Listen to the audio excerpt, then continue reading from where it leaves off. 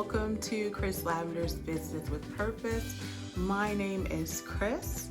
I will be walking with you through this amazing journey to become better business individuals, to do business with purpose, and to do business with good intention. And so thank you so much for allowing me to be part of this journey and this experience with you.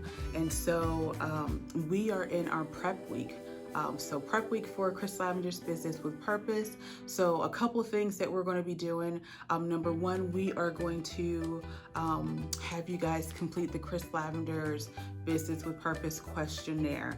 And so the purpose of this questionnaire is to understand a little better who you are as a business person and how you accomplish goals and how you accomplish tasks. And so make sure you fill this out with great details. You cannot be too detailed. I want to know it all. Don't be afraid to share.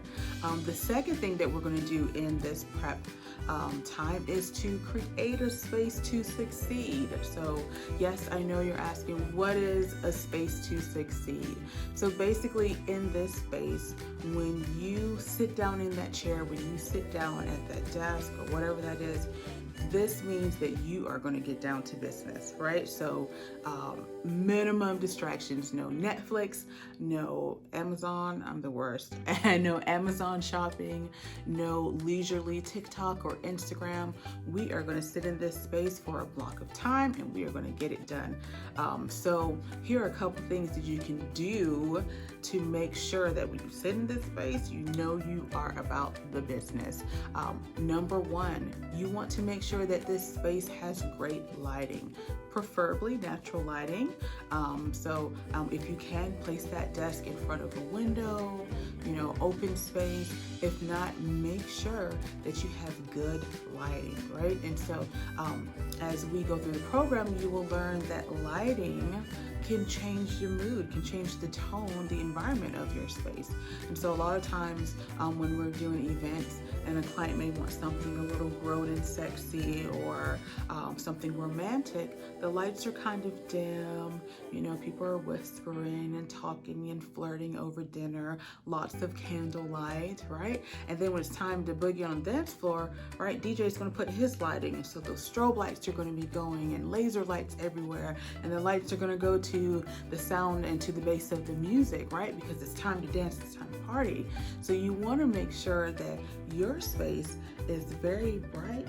It keeps you alert and focused to get those tasks accomplished, okay? The second thing is we want to create a space that is inspirational, right? So what does that mean, Kris? What's inspirational?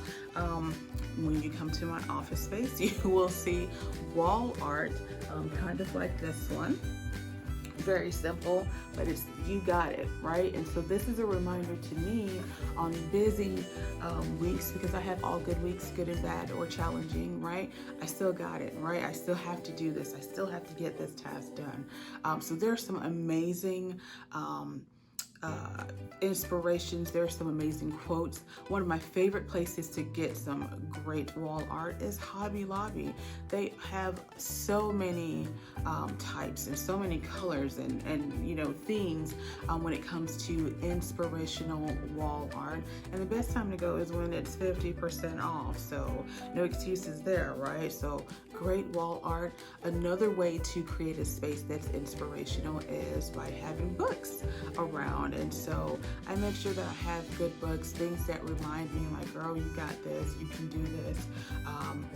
Any of those books, it doesn't matter. It could be the Bible, the Quran, anything that's going to inspire you, you want to place in that space.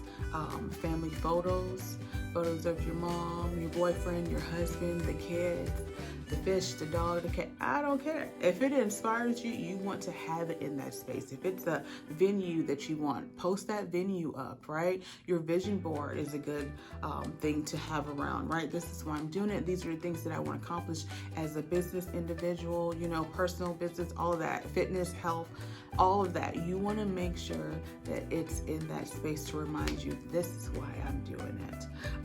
The third thing you want to do with that space is make sure that you are equipped Equipped means that you have all the tools to succeed, right? So have pens, extra pens, have your highlighter, have extra notepads, have a stapler, a hole puncher, paper clips, anything that will help you succeed. And so it's important to know how you operate. I am a very hands-on, right? I have to see it, touch it, smell it, all that good stuff. So if I'm editing content or work or anything like that, I still have to print it out, even though I have Grammarly. Grammarly is a great tool if you don't have it. But I like to see it. What does it look like after I've created it on my laptop? Does it transpose good physically?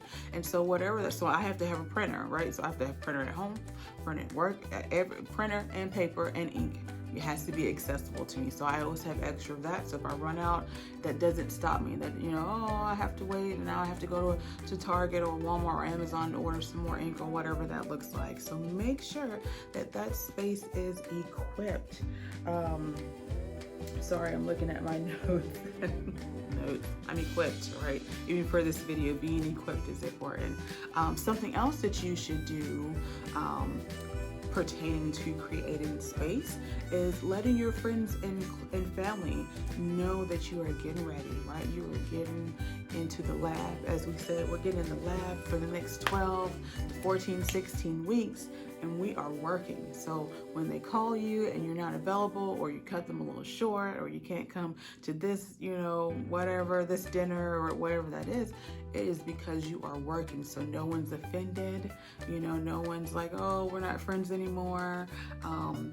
They are there to uplift you when you're kind of tired, when you don't know if you're making the right decision, should you go left or right, then those individuals will be there to uplift you. So let your support system, right? Not everybody, let your support system, those who are going to pray for you, those who are going to encourage you, let them know what you're doing. So that's another form of creating that space, not only the physical space, but just that mental space around you, letting them know what you're getting ready to accomplish. So that is creating a space to succeed.